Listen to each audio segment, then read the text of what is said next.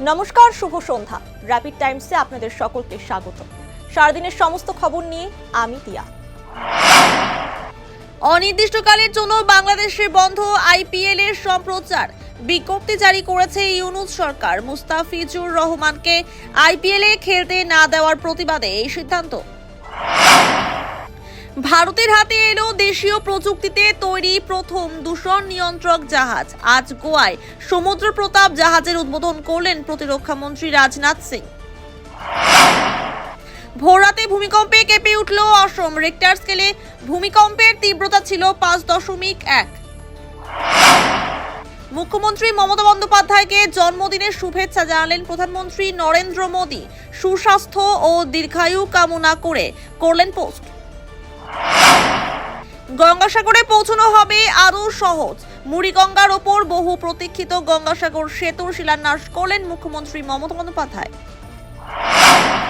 SIR নিয়ে একের পর এক মিথ্যা কথা বলেছেন মমতা বন্দ্যোপাধ্যায়। মুখ্য নির্বাচন কমিশনার জ্ঞানেশ কুমারকে চিঠি দিলেন শুভেন্দু অধিকারী। এবার এসআইআর শুনানিতে ডাক পেলেন তৃণমূলের তারকা সাংসদ দেব ওরফে দীপক অধিকারী ও তার পরিবারের 3 সদস্য। জাতীয় স্তরের অ্যাথলেটিক্সে অংশ নিয়ে একের পর এক পদক নজির করেছে দক্ষিণ শান্তিনগর এলাকার বাসিন্দা বিট্টু দাস। তার পাশে দাঁড়ালেন সমাজসেবী শুভ দাস। সরকারি স্কুলে অতিরিক্ত ফি আদায়ের অভিযোগে উত্তাল হয়ে উঠল ডিআই অফিস চত্বর। শিলিগুড়িতে ডিআই অফিস ঘেরাও অভিযান করল এসএফআই। উত্তরবঙ্গ মেডিকেল কলেজ ও হাসপাতালে কর্মরত এক নার্সের গাড়ি চুরির ঘটনা। মেডিকেল ফাঁড়িতে লিখিত অভিযোগ দায়ের করলেন সেই নার্স।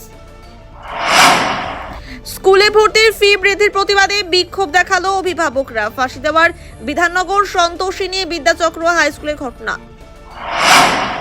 দীর্ঘদিন ধরে সলিড ওয়েস্ট ম্যানেজমেন্ট পরিষেবা থেকে বঞ্চিত ছিল নকশালবাড়ি গ্রাম পঞ্চায়েতের উত্তর ও দক্ষিণ রথখোলার বাসিন্দারা। আজ থেকে শুরু হলো সলিড ওয়েস্ট ম্যানেজমেন্টের কাজ। সারাদিনের সমস্ত খবরের আপডেট পেতে নজর রাখুন শিলিগুড়ি টাইমসে। শিলিগুড়ি টাইমসের খবর আপনারা পেয়ে যাবেন শিলিগুড়ি টাইমসের ইউটিউব, এক্স হ্যান্ডেল, থ্রেডস এবং ইনস্টাগ্রাম পেজেও। সঙ্গে থাকুন, দেখতে থাকুন শিলিগুড়ি টাইমস।